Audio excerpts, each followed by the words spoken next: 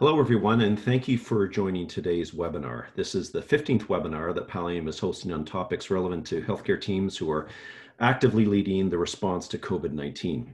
These webinars are made possible thanks to an unrestricted contribution from Boehringer Ingelheim and their Bridging Hope initiative. Today's webinar is a little different. It's a different theme than the webinars we've presented in the past, but is an area of focus that is very important.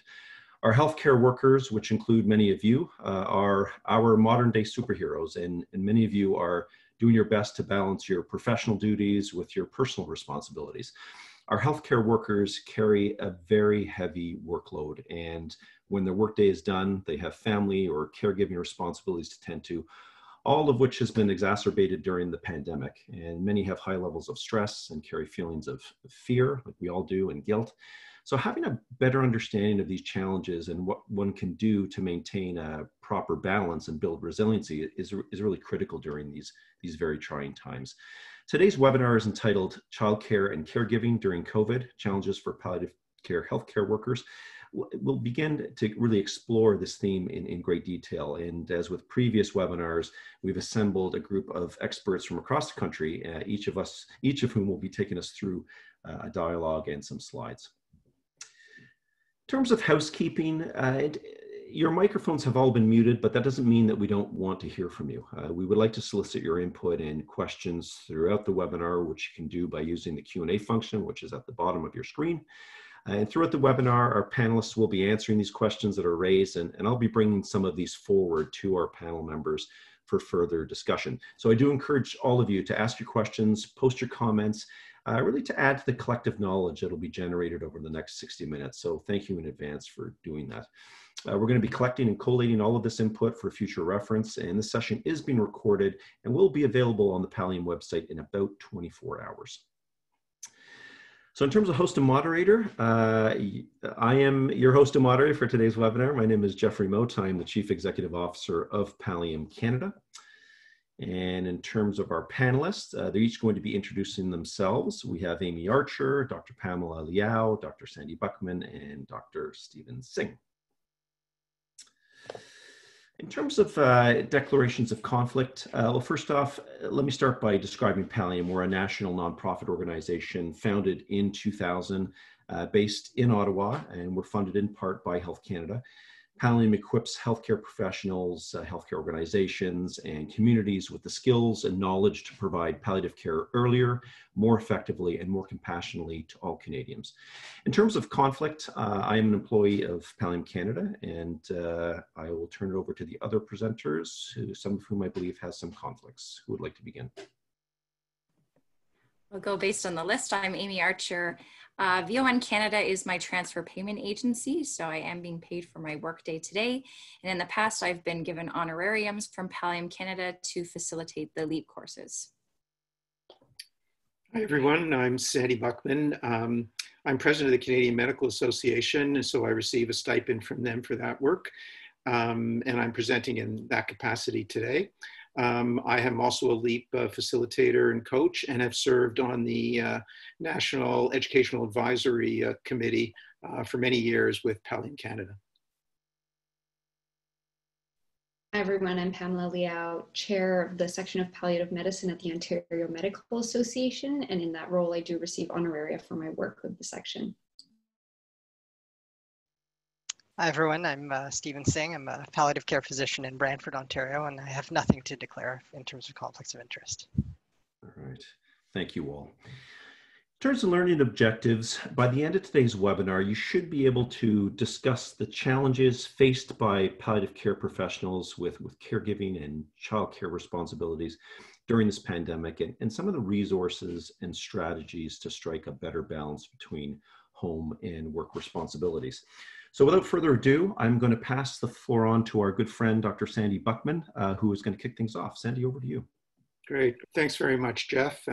Thanks to you, thanks to Palliating, Jose, for this opportunity to present to you today and share this panel with my colleagues, Pam, Amy, and Stephen.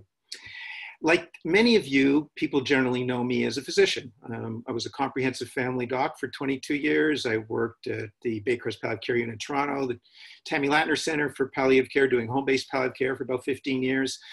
Still work with PEACH, the Palliative Education Care, the Homeless Program. I've had past leadership positions in medicine as the president of the Ontario College of Family Physicians and the College of Family Physicians of Canada. I am now Freeman Chair in Palliative Care at North York General Hospital and Medical Director of a developing new hospice in Toronto. And right now the job is President of the Canadian Medical Association. But more important than my professional roles are the roles I assume that help me live my life according to my most important values, that what I call my first things, and I'll explain more about that later. These are the values that guide me to how I allocate my time. So what are these roles? I'm a husband and a soulmate to Gail for over 40 years. I'm a dad to 3 sons and their partners, all in their early to late 30s. I'm a granddad to 5, now almost 6 grandkids from ages 20 months to 6 years. I'm a brother, I'm an uncle, I'm a friend. But today I appear here in one of my other critical roles as a son, as a main caregiver to my elderly and frail parents in their 90s. That I share that care with personal support workers and my oldest sister, who's also a family physician still in practice herself. Our care does involve everything from managing their meds to physical care, to managing finances, to protecting them from COVID, given they are such high risk. But you know that Sesame Street song where you have to guess which one of these is not like the other? Well, on this panel today that I share with my younger colleagues who are struggling with the challenges of having small children in childcare whilst providing palliative care during a pandemic, I represent the one who is not like the other. I am a senior caring for seniors. It's a sign of the times, okay? And that includes not just my parents, who are Marie and Francis, but my father-in-law, Jack, as well. My dad's 97, my mom's 92 in a couple of weeks. My parents require 24/7 care to live in their own apartment. Jack is almost 93 and requires care for several hours per day. And I have their express permission to share their stories with you today. So I hope to share with you the challenges that I face as a senior caring for seniors and as a palliative care doctor with a sister who's a doctor, is we're not really like your regular older children caring for elderly parents. Our shared profession makes it difficult for us not to be just kids, though we try hard. But being physicians provides advantages too. And to attend to them during the pandemic, when you're all supposed to stay home, work from home if possible, do we put ourselves at increased risks by seeing patients? Not only for ourselves, but for our parents as well. I've thought about that all the time. I also hope to share with you how I, as a person who has held multiple local, provincial, and national medical leadership roles, how one can cope with these challenges while providing clinical care, teaching, and leadership in the profession during these unprecedented times. So one major advantage of being a palliative care physician is that Gail's and my parents, including my mother-in-law, who passed away a few years ago, all have detailed advanced care plans. And that has made everything go so much easier, especially during this pandemic. We are ready. Given their ages and multiple comorbidities, they all get it, and they're all very clear with their wishes. We reviewed their plans with each of them. A palliative approach, even without 1 or 2 defined life-limiting diagnoses, is their wish.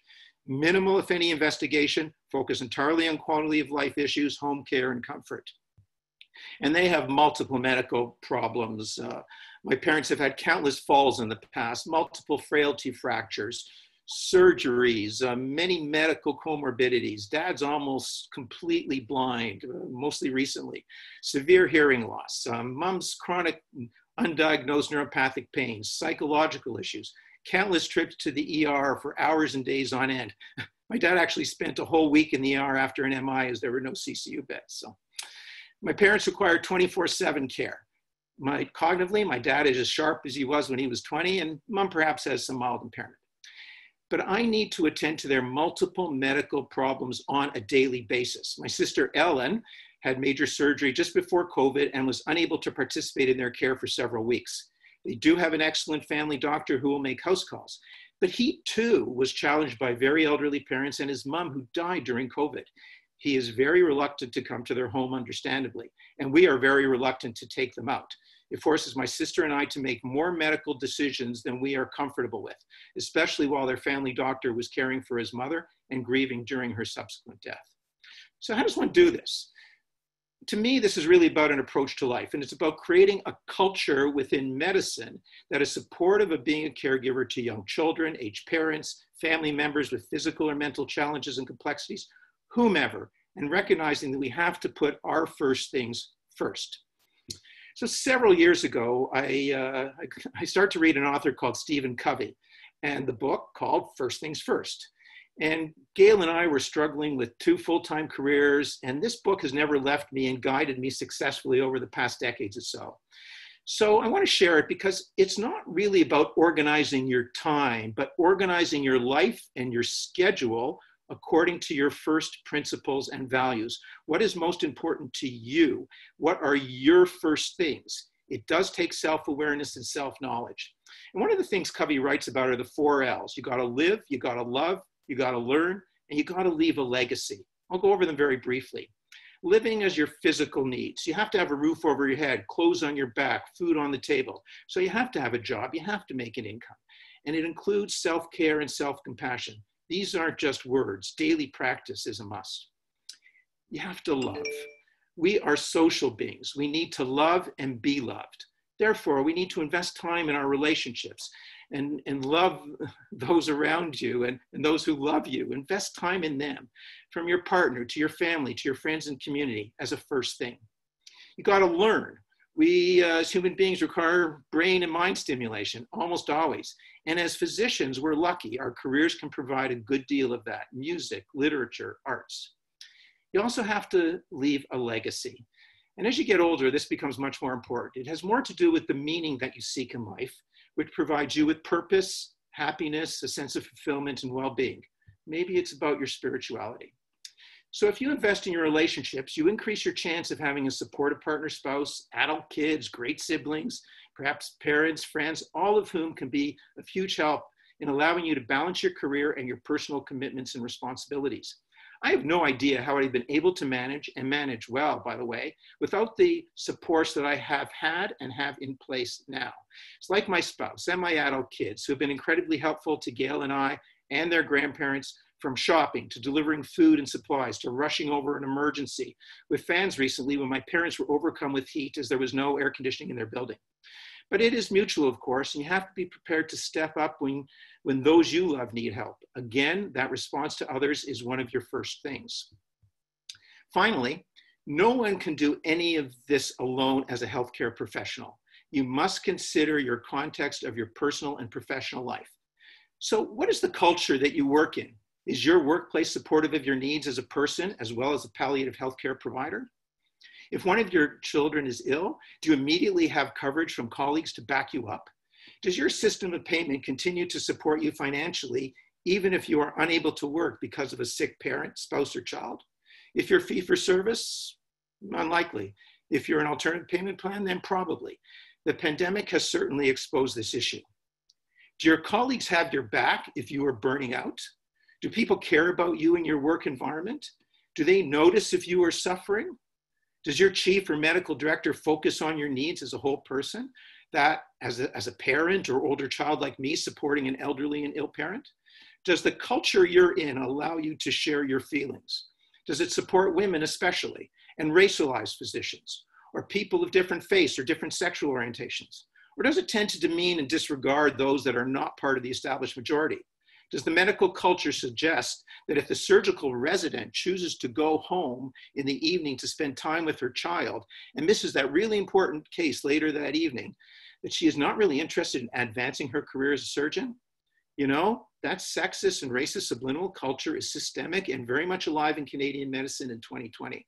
And this needs to change if we are able to reduce burnout, depression, anxiety in our profession, and because it's just plain morally wrong.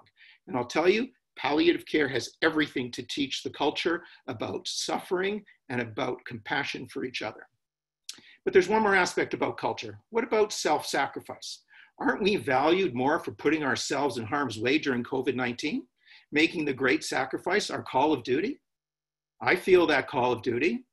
But can I really say to my colleagues that I'm 65 years old, a senior myself with health problems, and exposing myself to very vulnerable and elderly, frail parents with whom I have intimate contact? So I don't really want to be on the front lines? Well, the first thing I feel is immense guilt. I'm not pulling my weight. I'm allowing my colleagues to put themselves in harm's way. What kind of physician am I?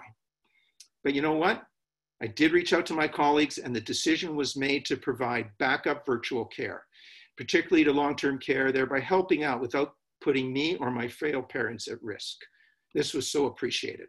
I wish I had more time about the necessary approaches to changing medical culture, but it is key to developing a healthy balance in our professional lives. Happy to answer questions because there's so much to say. But one last bit of advice. Make sure you have parents and in-laws around to help you care for your kids. We love it. Thanks, everyone. That's great, Sandy. Thanks for a great presentation.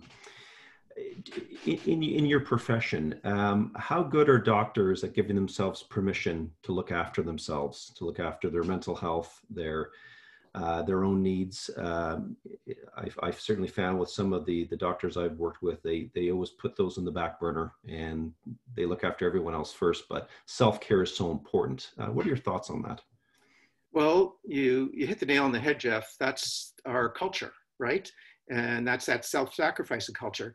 And it was much worse in my demographic than it is for younger physicians who get it. It's finally been talked about, the importance of self-care, self-judgment, taking time. So we're seeing a difference among students, residents, and young physicians who are taking more time for themselves. And I think particularly in palliative care, our culture has been more about that because we have spent so much time looking into that. But there still is that element of putting ourselves out, of going out and, in the middle of the night if we have to. We are so dedicated to helping our patients that's a real hard thing to resist. It's who we are as individuals. And I think the more and more we talk about it, the more we can give ourselves permission and each other permission to seek help and to set up our system in such a way that provides us with the personal time to look after ourselves. We cannot provide really good care unless we're healthy and well. Yeah, couldn't agree more. I also love the concept that you described about the need for more compassionate workplaces. We talk about the need for more compassionate communities. We need compassionate workplaces. Do you find that is improving since you've been in practice? Is there more of an openness? There's always room for improvement, and we know there are challenges systemically.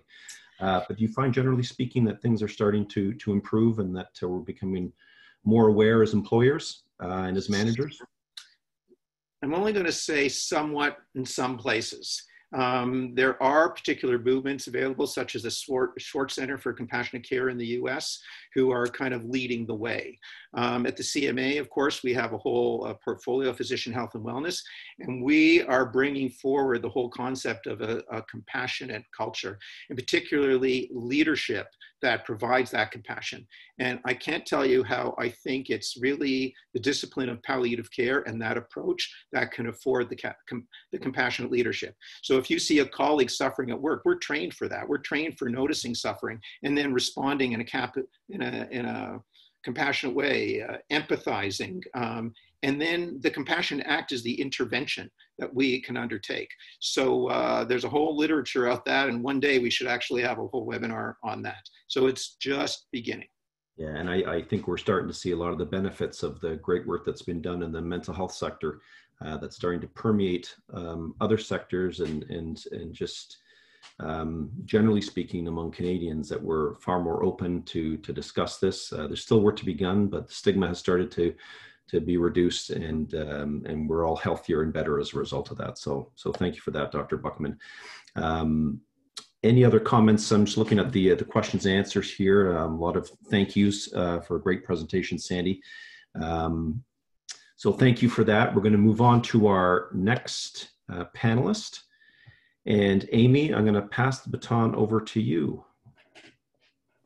Wonderful. Thank you so much, Sandy. You took us to church. That was incredible. And yeah, so many things you said resonated. And I think you'll see themes throughout all of our presentations that align with things that you put forward. So thank you for coming out so strong. Hello, everyone. I'm Amy Archer. I'm a registered nurse, and I'm currently serving the Durham region, which is approximately an hour east of Toronto. As the palliative pain and symptom management consultant, I've embraced the palliative approach to care for most of my 16 years of my nursing career, and I've been committed to building capacity of palliative care, palliative care healthcare professionals over the last 6 years as I've worked in my current role. And first, I want to thank Palliating Canada for having us join this discussion today. I was so deeply impressed by the title and the desire of the content for this webinar.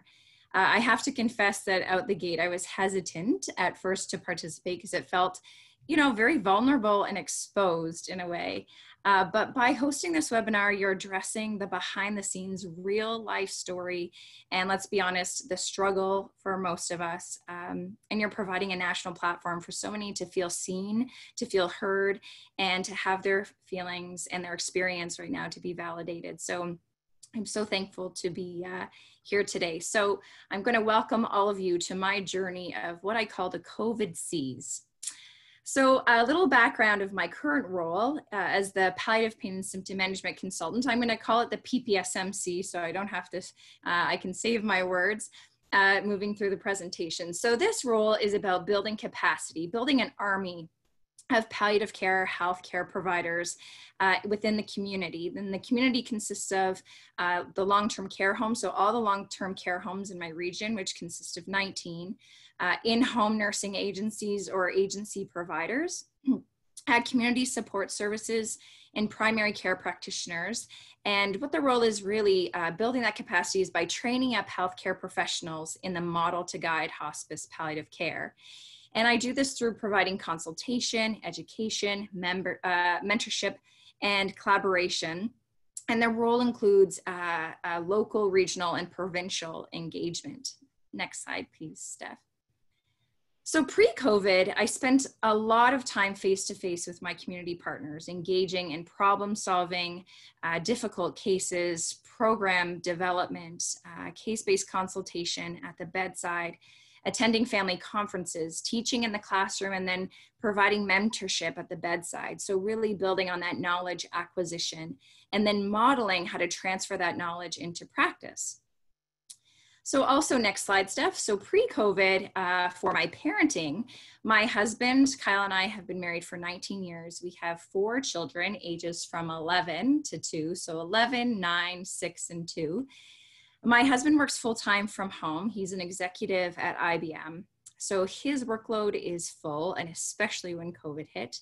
And my pre-COVID parenting consisted of 3 kids, 3 out of the 4 children in full-time school, and my youngest in full-time childcare. My husband and I shared drop-off and pickups depending on our workday. And we also had lots of community support, a village of neighbors and family who fill in for each other when there are gaps in childcare or when our children desperately need to play with someone else. And so I also mention here our no homework policy, or it's more like a philosophy in our home. Home time is for family time, and we really try to honor that time together after we have all put in a hard day's work. So you can imagine the shock on all of our system when school went online. Next slide, Steph. Not only was school online at home, it was all in French. My 3 children are in French immersion, and my husband doesn't know any French, and I'm probably, I would say, a grade 3 level. My kids would argue with that and test me on that one. We had, logistics, 1 computer for 3 kids and a toddler who wanted just as much computer time as her siblings. School was taking us 3 to 4 hours, not even to complete. That was just to attempt to complete it every day. Our children were grieving. There were so many losses, the social loss. We had our first COVID birthday drive-by on April 3rd. That was a tough one. My husband and I were both trying to adjust to crises at work. We weren't able to concentrate. We both weren't sleeping. There was confusion around incoming information from, both the community, professionally, personally, and both of us being leaders in our roles. We were really being looked to as resources for support and direction. And the psychosocial emotional support also that was needed for our children was warranted and expected, yet so exhausting. I found working as a nurse consultant, and like Sandy alluded to, not being on the front line, it was so deeply overwhelming. It wasn't like anything I could have prepared for. It was this deep feeling of inadequacy from a parenting standpoint, online school, and this inadequacy of not being on the front line with my colleagues. I was finding it hard to think and to see clearly where I was needed the most. Do I go to the front line and expose my family? And how do I leave my children with my husband working full time? The question of like, where could I best contribute? Where was I most needed? Not being able to be on the front lines with my colleagues, being physically there at the bedside with them. It was isolating. It was disheartening. Next slide, please. I felt like I was shutting down pretty quickly, mentally, emotionally, and physically. I was overwhelmed. I was feeling disconnected. And then that word of disconnected. What did connection look like? It meant being at the bedside. It meant being face-to-face with patients and families, and being a mentor to the frontline providers. It meant being connected to my children after school and not feeling overwhelmed. So the word connect was about 6 weeks in when I realized a shift needed to be made with how I connect. So professionally, it was difficult to connect to the frontline staff. They were so incredibly overwhelmed. So I would connect with them, not expecting any loop of feedback. So emails, phone calls, just leaving a voicemail to say, I'm here. Here's some current updates of information. Here's some words of encouragement, and making myself readily available for when they did reach out. I promoted a remote connection through emails and Zoom platforms if they were able to use Zoom platform. And then the Zoom platform, there were some advantages and disadvantages that not everyone was comfortable using it. So there was definitely a learning curve and comfort curve there. Personally, my husband and I had to communicate what our daily expectations were for work and for our home, what our meetings we both had, and who would be on zone defense with the children. We canned the online curriculum. We decided within a week to 10 days that the online school was not going to work for our family. There was lots of guilt with that, and there still was. It was isolating for my children to go on Zoom calls with their friends saying, oh, we did this at school and this at school, and we just couldn't make it work. And it was actually causing a lot of psychosocial, emotional, and spiritual impacts to our family. So we moved to an in-house real life learning platform where kids had to take care of kids, where we had to incorporate Zoom meeting cuddles, lots of lunchtime breaks, going to the ice cream store. Yeah, that happened. So next slide, please. I also sought out counseling from a therapist and a spiritual support from a pastor, and I'm so glad I did. I had another aha moment there when my therapist encouraged me to look at how I could contribute. So what am I contributing in the moment? What am I contributing for the day? What am I contributing for this period of time? But it was really to start small. Instead of being discouraged, especially of all the things I wasn't able to contribute, and being attached to the outcome. I wanted to see, care being delivered. I wanted people to really help people die well. And I was connected to that outcome that I didn't have control over. All of these C's. So it was helpful for me when I started to focus really on the things that I could contribute professionally by building capacity as it comes. So instead of going to them, I needed to be patient as they came to me for support and to be open with that. I can contribute by education and offering online teaching platforms. That was really refreshing. With my children, I had to contribute to a more calm and creative environment, being okay with them climbing, with them Nerf gunning, always being ready for combat. A Nerf gun bullet could come at me at any time, letting them paint and, do videos together. So also that calm contribution is something I had to work on because it felt, not a calm state in the world. So I could contribute also to my own self-care. I took some time for my spiritual walk, to pray, to do devotions, to seek counsel and support. And I also joined an online workout community. I had my cardiovascular system, my heart and soul, but physically, that was a great release also to get the kids active when there's not a lot of outside activity. How could we do some physical activity to really keep our mental health and physical health in check? And last but not least, collaborating. Oh, that slide is supposed to say collaborate, not contribute. Sorry about that. So collaborating is so very important. So coming together with other PPSMCs across Ontario through the Palliative Care Consultation Network, Consultants Network, it's really united voices of palliative care experts to drive excellence in the palliative care delivery. They have been a rock and such a great place of information sharing, encouragement, support. Collaborating with Pallium Canada to facilitate LEAP courses and to participate in webinars like this has just been so fruitful and good for my heart and soul, and I hope for so many others. Collaborating with Hospice Palliative Care Ontario to provide education on specific topics with other PPSMCs across Ontario, as well as attending webinars for my own professional development has been great. I collaborated with 2 other PPSMCs to provide a safe, neutral space for frontline nurses to attend a 1-hour meeting group over Zoom where they could be heard and supported and encouraged during this time. We called it PPSMC Cares About You, a hangout for CAPC grads.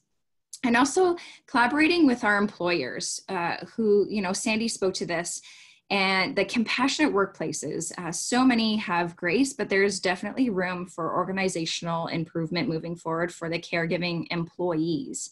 And I think COVID has really brought this to light, you know, that there's kids in the background when you're on a call or a Zoom meeting. You may have to say no because you have to go give meds to your senior parents. So there's definitely room for improvement. There was a blog that I once read. It was titled, "Why Are Women Expected to Work Like They Don't Have Children and Mother Like They Don't Work?" And it just spoke volumes to me. And I was just like, I have to, how do we in a culture move to change that? So we not only need to collaborate, we need to cooperate with one another and look at our lives holistically outside of, I am just a mom or I'm just a nurse.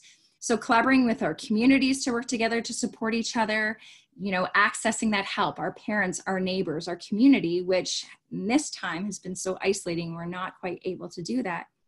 I think collaborating moving forward is key to sustainability. In order to provide high quality patient care, we all need to navigate, especially this uncharted waters together, and to work more collaboratively, cooperatively as a team, personally and professionally.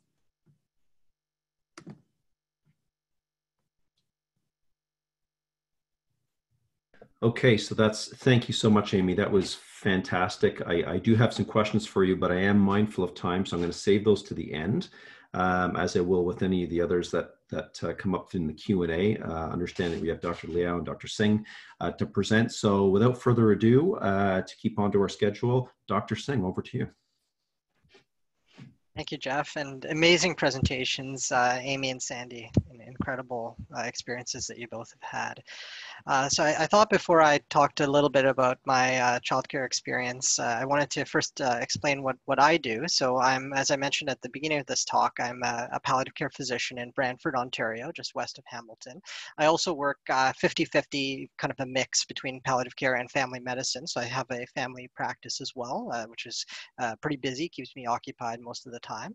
And I wanted to explain a little bit about how our team operated pre-COVID, because it will kind of help to explain a little bit about the balance that we're all having to juggle here. So pre-COVID, our Brantford palliative care team was extremely busy. We would take consults from anyone really, any physician, any nurse practitioner, for any condition that the patient would have. It's not limited to oncology, so it could include non-oncological conditions as well. It didn't really matter what PPS, what stage of the disease they were at, what code status they were, goals of care, none of that really mattered. If they needed pain and symptom management, we were there for them. We engaged in shared care as much as we could with the family physician and nurse practitioner, whoever was involved in the patient's care. Typically, we would do consults and follow-ups in person pre-COVID as a dyad between a clinical nurse specialist as well as a palliative care physician. And we ended up going into all care settings, into the home primarily, but we also are really well served in Brantford. We have a 10-bed hospice and we have an 8-bed palliative care unit in our hospital. Next slide, please. So you can see a picture of my son there. Oh, previous slide, please. Thank you. My son Jasper. He was born in January of 2019. So this picture is taken about maybe when he was about 8 or 9 months old or so. So right from the very beginning, my wife and I decided that we both wanted to have as much as possible equal chances at the childcare. So she had done the first 6 months of maternity leave, and then I was doing the second 6 months of Jasper's life as paternity leave from August 2019 until February of 2020. So for that 6-month period, what I ended up doing was hiring a locum for my family practice, which typically was 2.5 days a week. And the typical 2 days a week of palliative care work that I was doing, I decided to bring it down to 1 day a week during my paternity leave. So maybe it was a foolish decision at the time, but I wanted to, as much as possible to try to still keep my foot in the door and still do a little bit of clinical work while still doing childcare. And my wife, I hadn't mentioned yet, but she is a busy clinician herself. She's an emergency physician working in Hamilton. She also works as an investigative coroner and an inquest coroner as well. And she also sits on the council for the CMPA. So she has an extremely busy schedule of her own. But we were able to manage this plus being on paternity leave and still being able to do 1 day a week clinically doing palliative care. But only being 1 day a week available for in-person visits meant that I was extremely reliant on virtual care. So this was before COVID. So the clinical nurse specialist that was part of the dyad that I'd mentioned was really an expert at palliative care, able to handle so much of the issues that pop up on a day-to-day basis. And I was just able to deal with some issues from phone, through the phone and fax from my home environment. I was very lucky. My colleagues were able to cover any call that I would normally have had to do at the hospital, so I didn't have to do any of that. And this allowed me lots of time during my paternity leave to spend time with Jasper, doing a lot of fun activities like swimming, Mother Goose sessions, Blossom music. He loves music. He loves singing. He loves stories and all sorts of stuff, all sorts of activities and all sorts of mischief that we got up to. By February, my pat leave was ending, and so we started daycare at that time, and he was only there for about a month or so. Next slide, please. And then, of course, COVID hits in March of 2020. So daycare got closed at that time. And so I was essentially back on a leave of some sort. And my wife and I decided, again, we would be assuming equal childcare as much as possible. So similar to what the others mentioned, scheduling is extremely key when you're trying to balance numerous obligations, both work and home. So in my wife's case, our Google Calendar is a shared calendar. She has her calendar, I have mine. It links to each other, so we can make sure that at least somebody is available to take care of our son at some point, or if we have to get a family member to cover for us for a few hours, then we'll do that. In terms of my clinical work, we've transitioned mostly to virtual care, so both family medicine and palliative care. In Ontario, we're provided some virtual codes for billing, so I was able to do a lot of my work from home. Of course, so telephone calls to patients and telephone consults for palliative care, I found very quickly that I was only able to do these if someone else was able to watch Jasper at the same time. I wasn't able to do both because taking care of our son is really a full-time job. So I needed my wife or someone else to look after him for an hour or two, and then I was able to do a few phone calls. Next slide, please. So by May, we started doing some home visits again for palliative care. At this point, it was just about a half a day a week, typically. 1/2 day that I would be going in person into the hospice, seeing the patients that were there, and doing home visits as the dyad with my clinical nurse specialist. Most of the time, most of the week is still virtual care from home by telephone or Zoom or any other platform that patients are comfortable with using. In July, daycare will be opening up again, and we'll be putting Jasper back into daycare hopefully on a full-time basis. And slowly I'll be starting to increase my in-person visits to patients for palliative care, as well as my family medicine. We'll be bringing more patients in person at that point, hopefully.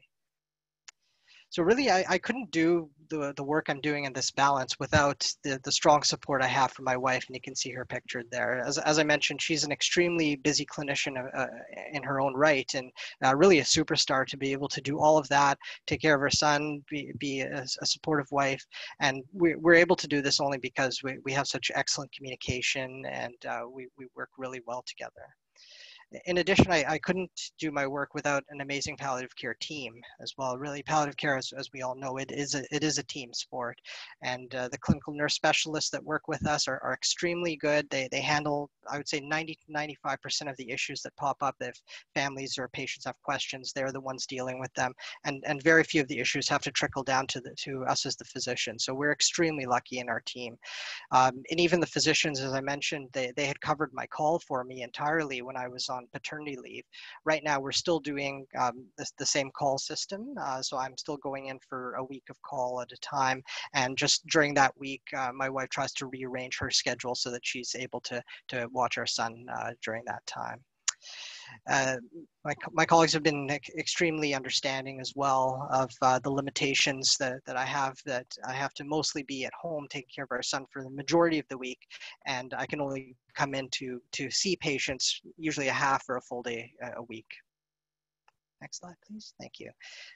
In terms of some challenges moving forward, as I mentioned, daycare will be opening up, but we still have to plan for possible illnesses, possible daycare shutdowns down the road if there's outbreaks of COVID-19 or anything else that may pop up, or even for simple viral illnesses, because we're now taking extra precautions. Now, for example, our daycare will require that he would have a negative COVID swab if he ended up with any sort of viral illness, and then we'll have to wait 24 to 48 hours once he starts to feel better to be able to come back to daycare. And during that interim time, we have to arrange our own home childcare, either myself, my wife, or another family member. As we're starting to progress more towards in-person care, of course, the ever-present issue of adequate PPE, and you can see my son modeling his mask there. He only kept that on for about 10 seconds before he ripped that off and threw it away.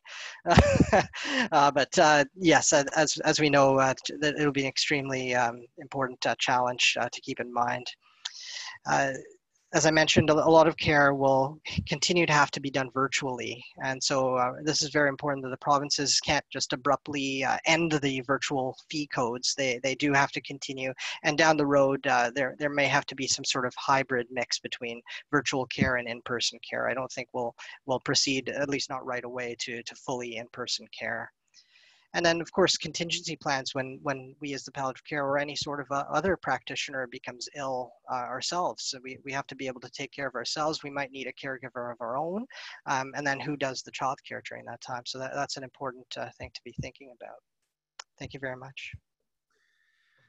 Thank you, Dr. Singh. I appreciate that. Like Amy's presentation, some great practical and pragmatic suggestions and considerations as well.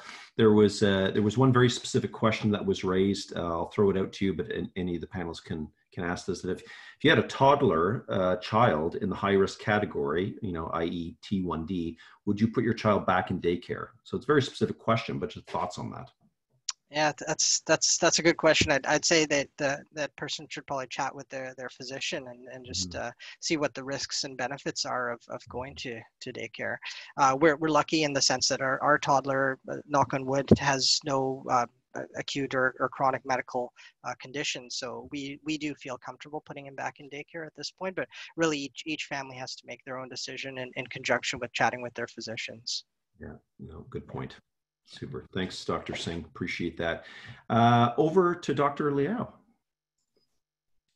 Hi, everyone. Thanks for having me on this call. I think it's such an important topic, and I know we're running short on time, so I'll try to buzz through my slides. They were much more high graphic load than what I think could be tolerated, so I apologize if they don't look exactly right. I just wanted to acknowledge it's so wonderful to be presenting with people who I consider friends as well as colleagues, as well as many on the line. I recognize names, and it's so wonderful that we're here as a community to support one another.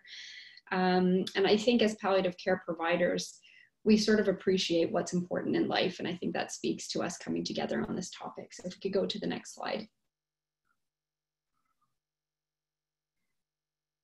I see my title still. So I'll just introduce myself while the slide moves forward. But I'm a palliative care physician. I practice in Toronto. My practice is primarily in geriatric medicine. And so I spend a lot of time with people like Sandy and his parents. In addition to that, I'm on appointment in the Faculty of Family Medicine at U of T, as well as I am currently the chair for the section of palliative medicine at the Ontario Medical Association. And as you can appreciate, that's been more than I expected this past year. I think it's important, though, to recognize the fact that we, at least for myself, I speak from a very privileged position. And I think the impact of this pandemic has truly shown the division of the haves and the have-nots. And I wanted to really start my presentation by acknowledging, you know, the diversity and all the challenges that we're seeing. This month in particular, it's very timely. This meeting is happening when it is. We have Juneteenth happening. It is National Indigenous Month, as well as Pride. And so in addition to those, one of my other disclosures is my own privilege. Next slide, please.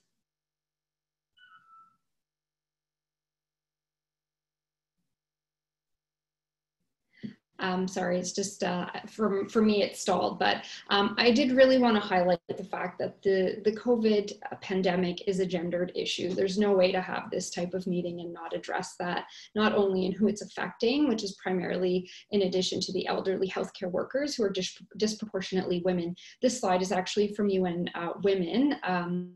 And I just wanted to share, this is the data globally of who's been affected by the pandemic by gender. And this is as of June 5th. You can see sort of the tiers between ages 20 to 60. It's fairly gender balanced, but if you go to my population, 85 plus, it's extremely disproportionately women. Next slide, please. In the work that I do representing palliative care providers in Ontario, I thought it would be interesting to look at who are the providers and what is the gender breakdown. And so I asked for that data.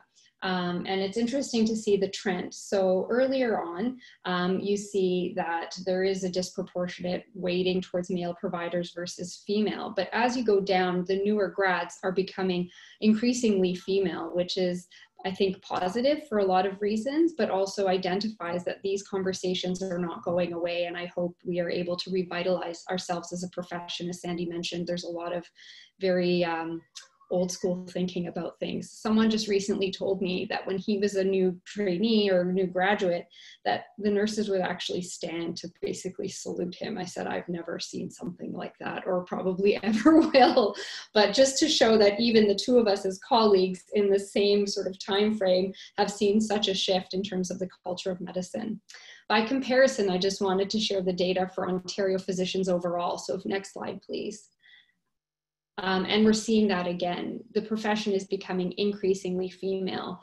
And I think that we need to start to progress the way that we consider compassionate workplaces.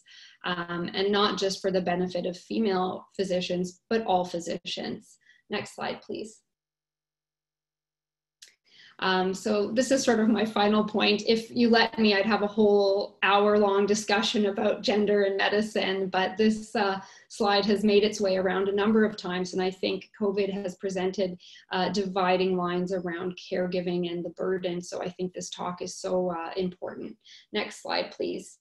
So in addition to all the titles I shared, I'm also a wife, a grandchild, and a child, and I am the mother of 2 children. This is Nora and Mackenzie. Nora is almost 5, Mackenzie is almost 2, and they are also friends with Jasper. So he is just as cute in person as he is in those photos. So on a good day, this is, oh, I'll just stay there for a second if you don't mind. My slides got a bit mixed up here. So normally my husband works he's a financial regulator. And so for the 2 of us, work got extremely busy. I was managing an outbreak at one retirement home in particular where 80% of the patients were COVID positive at one point. And so after, my daughter was in daycare, but after we had my son, we had a caregiver. It was a big decision for us as a family, but in order to make life work, that's what we ended up doing. Along comes the Easter weekend. And just prior to that, I wasn't feeling well.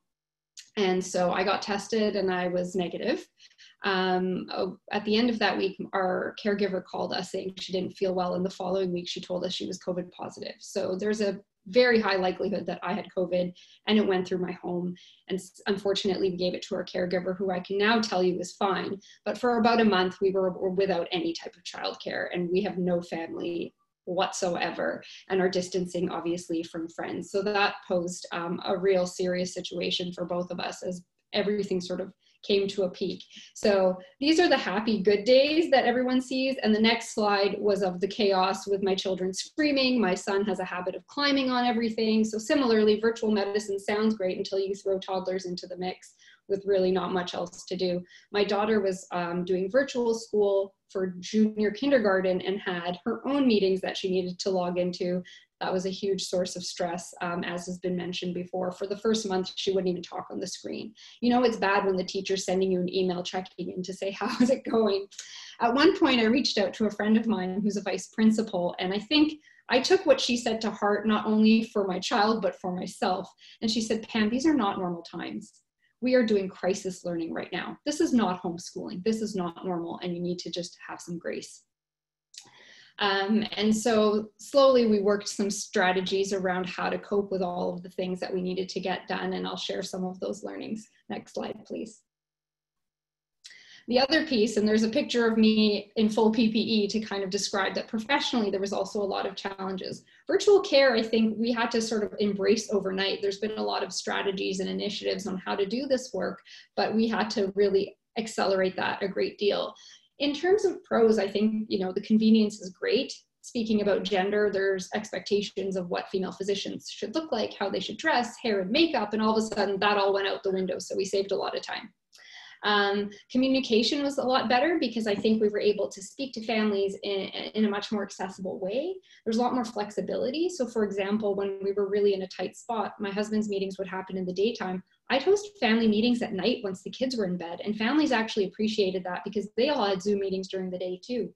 The other thing though, is that you have your kids to kind of go downstairs, have lunch, have a cuddle. And I think that it just changes the environment of your day. So those are absolutely benefits. The cons were though, of course, in terms of the home environment we've talked about, but all my patients are elderly and cannot hear. Virtual care is very, very difficult with any of them. Playing phone tag and not being able to connect with people. And the worst part, or the most challenging for me, was not being able to see them. We couldn't really do a lot of video-based care. And so kind of getting that gestalt, that clinical sense was really tough in some situations. Next slide, please.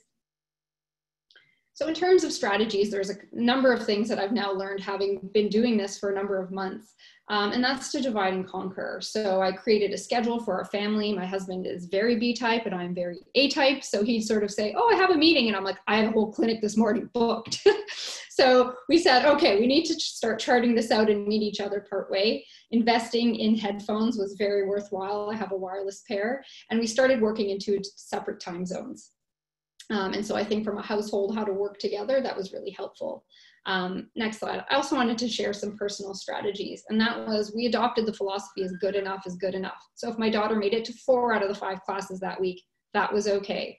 If the kids had to watch cartoons, we speak different languages at home, at least we'll put it in a different language so there's some educational value to the vast amount of cartoons. Or watching Go Noodle, which is activity, exercise-based TV.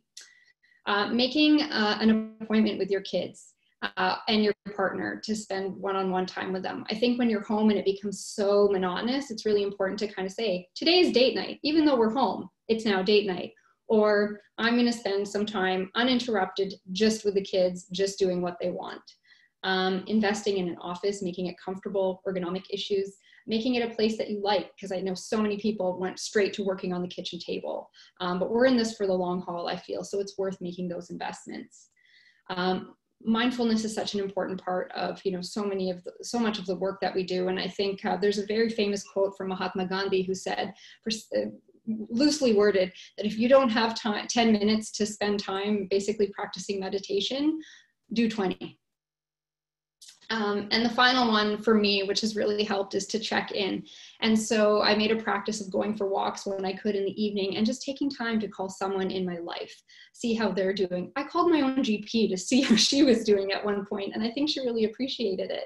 And I think just we're in this together, but it's so hard to feel that way sometimes when our communication is so artificial. So taking that opportunity to spend one-on-one time with different people, I think has been really helpful. Next slide. And so to finish, I think the other thing is that there's most of the lessons in life, as Sandy sort of alluded to, I think you learn in kindergarten. And so this is just a lesson learned for my kids, which is to learn to do the things that fill your bucket. And so with that, I'd like to thank everyone for the opportunity to speak. And I'm really interested to hear what discussion we have. Thank you, everyone. Thanks, Dr. Liao. In fact, there's one question that came up while you were presenting that asked if you could elaborate on what you mean by working in different time zones. So my husband is a morning person and I'm a night owl. And so he would take the early shift and we'd work around each other's schedules. We did the same thing, ironically, when we had a newborn at home. That's great. Excellent. Okay, so we have a few minutes left to entertain some questions, and I know that I've been monitoring the Q&As and the have the so thank you. A lot of supportive comments. I'm seeing teams are just thanking the panelists for describing their personal situations, how relatable it is for many of the people attending the webinars. You know, people take comfort knowing that they're not the only ones going through this. And this whole notion of, you know, what I would call peer support, you know, and there's formal peer support programs, but I would just love to understand from the panelists, you know, how important peer support has been for each of you. And I'm talking more of the informal peer support where you connect with other physicians, like-minded individuals, just to bounce things off of and just to share your feelings, your thoughts. Do all of you or any of you take advantage of that?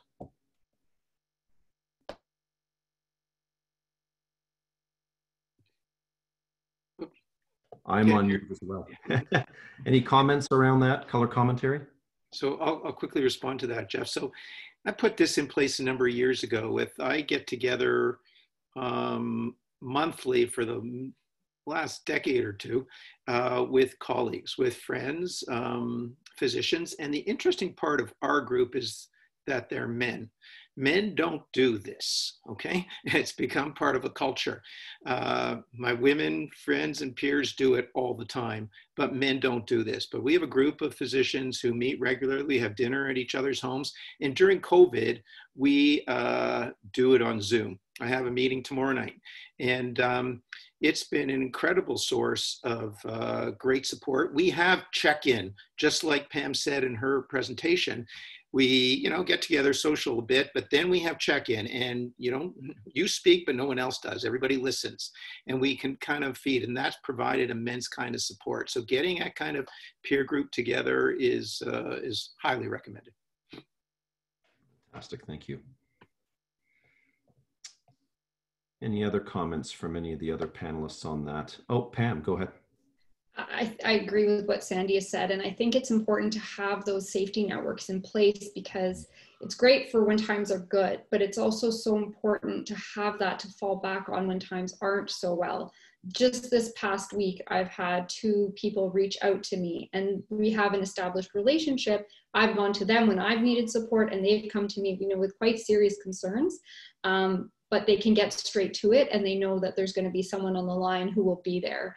And so, I don't know, I had a very small wedding, and my husband and I had the criteria that the only people we could invite were people who either of us could call at 3 in the morning with an emergency, and we know they'd come. And so I think you've got to surround yourself with your network like that, because when times are great, you throw a wedding and they all come, but you're on the hook now that I invited you. So when I need support or I need something, you're there. And I think investing is so important. Great points. Great points. Thank you.